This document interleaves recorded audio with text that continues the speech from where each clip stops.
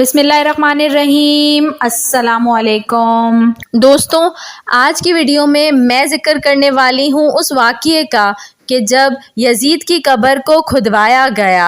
आखिर उसकी वजह क्या थी, किसने और क्यों यजीद की कब्र को खोला।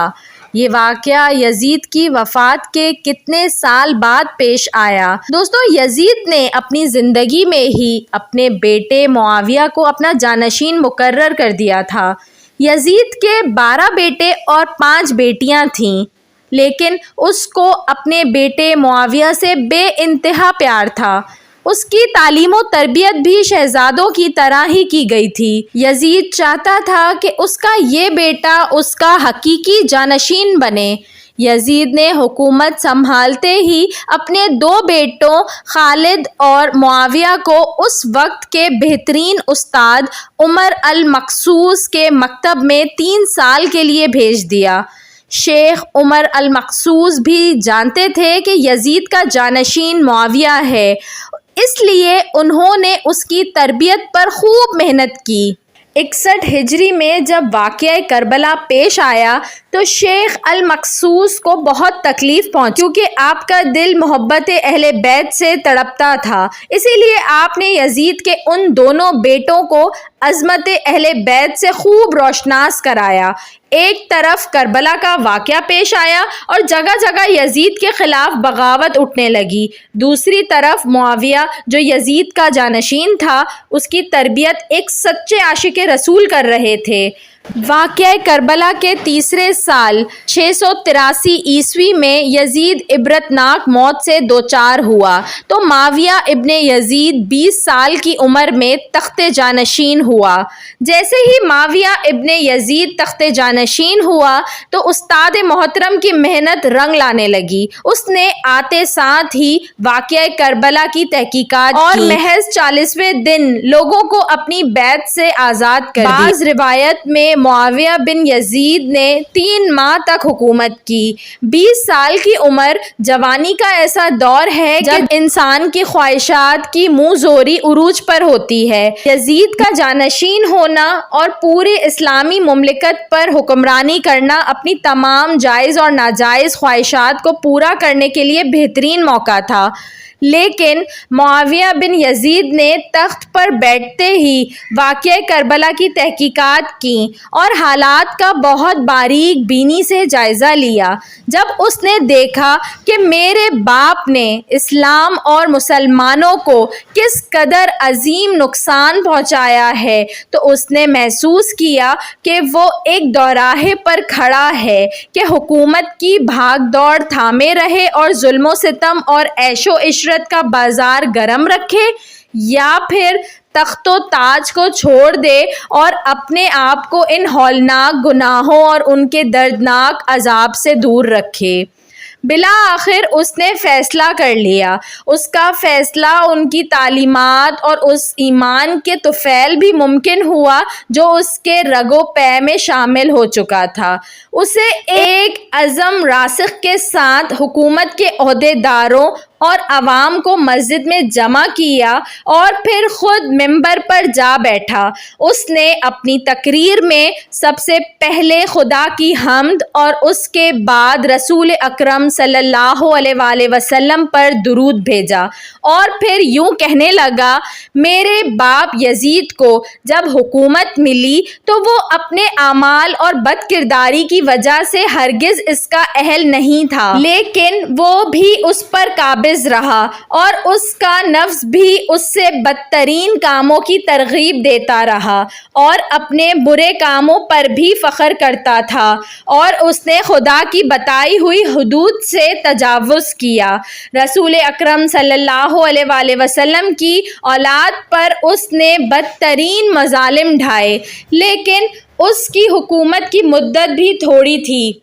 اور بہت جلد اس کی شرمناک زندگی کا خاتمہ ہو گیا، اور آج وہ اپنے اعمال کے حساب کتاب میں الجھا ہوا ہوگا۔ جب معاویہ بن یزید کی بات یہاں تک پہنچی تو اس کا گلا رک گیا۔ کافی دیر تک وہ بلند آواز میں روتا رہا، اور اس کے بعد وہ دوبارہ لوگوں سے ہم کلام ہوا اور اس نے کہا، اے لوگوں، میں تمہارے گناہوں کا بوجھ اپنے کندھوں پر نہیں اٹھا سکتا اور نہ ہی تمہاری دوستی کا طوق اپنے گلے میں ڈالوں گا۔ میری خواہش تو یہ ہے کہ حکومت شہزادہ حسین حضرت زین العابدین کے حوالے کر دی جائے، یا اب تم خود جو بہتر سمجھو وہ کرو، یا وہ حکومت کرے جس کا تم انتخاب کرو۔ میں اپنی بیعت سے تم لوگوں پر سے ہاتھ اٹھاتا ہوں اور اس خلافت کو ٹھکراتا ہوں۔ معاویہ بن زید کے جملوں نے محفل میں طوفان برپا کر دیا۔ پھر معاویہ بن یزید ممبر سے اتر گیا۔ اس کی ماں اور دیگر عزیز و اقارب آئے تو دیکھا کہ روئے جا رہا ہے، تو اس کی ماں نے کہا، کاش تم حیض کا چھیتڑا ہی ہوتے اور میں تمہاری خبر نہ سنتی۔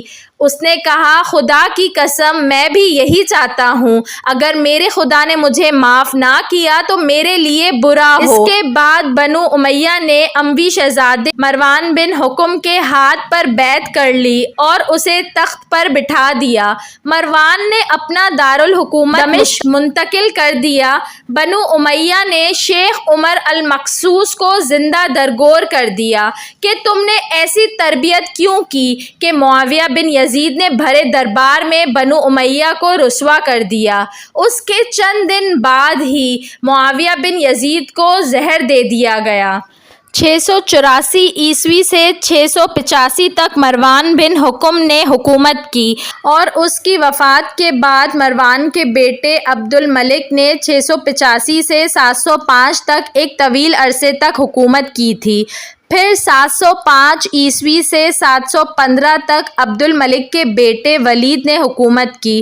اسی کے دور میں سندھ، اندلس اور دیگر بہت سی ریاستیں فتح ہوئیں۔ اسی کے دور میں شہزادہ حضرت امام زین العابدین کو زہر دیا گیا۔ 715 سے 717 تک ولید بن عبد الملک کے بھائی سلیمان بن عبد الملک نے حکومت کی، اور 717 میں عمر بن عبد العزیز معجزانہ طور پر تخت نشین ہوئے، لیکن ان کو بھی زہر دے دیا گیا۔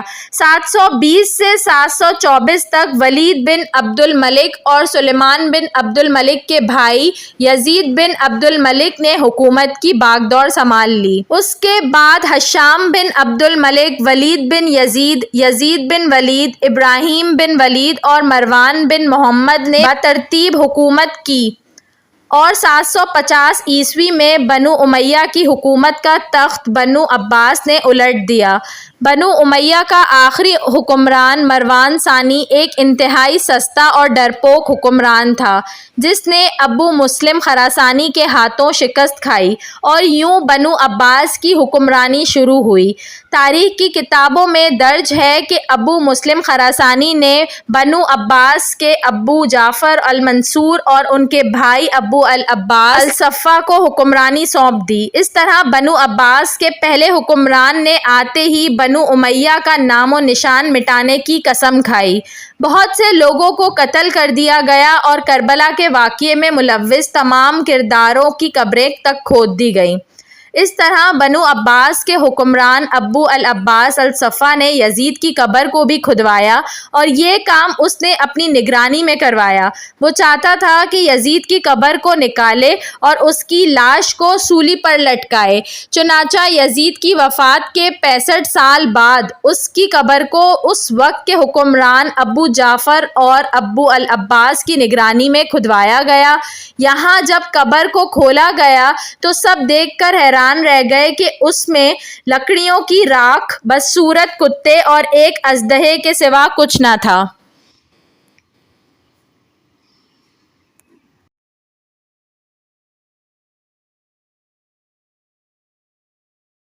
ویڈیو پسند آئی ہو تو اس کو ضرور لائک کریے گا، اور ایسی مزید اچھی ویڈیوز دیکھنے کے لیے میرے چینل اردو کہانی گھر کو سبسکرائب کر لیجئے۔